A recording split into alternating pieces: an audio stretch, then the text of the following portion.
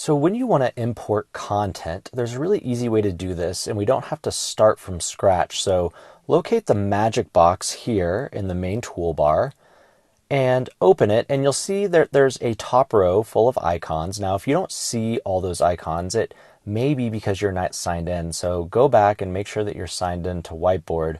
But I don't want you to focus on that top row of icons. What I want you to do is look right below that. You'll see a few icons, one being a Windows icon. This is your local storage.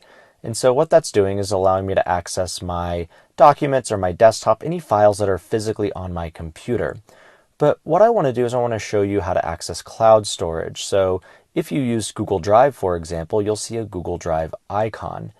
And then what I can do is access shared folders, or if I want to go into my drive, my actual Google Drive, what I'm going to do is I'm going to click on that folder there that says My Drive. That will take me into my actual Google Drive.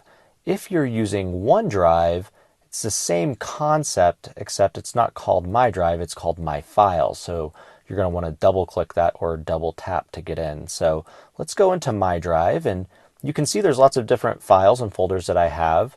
The different kinds of files that you can import are actually listed on the top right where it says File Types.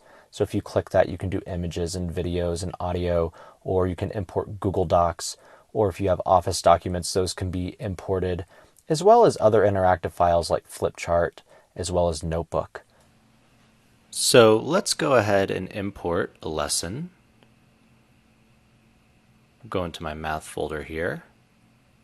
And then to bring in my presentation, just click and drag or touch and drag onto the canvas, right? That's the white space. Or give it a double click, and then that will download it and then import it into your presentation.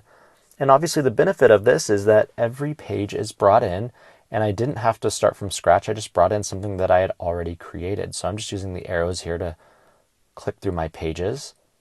And then if I want to teach this, I can use any of the myViewBoard whiteboard tools. Like if we go to the marker tool, let's switch over to the highlighter.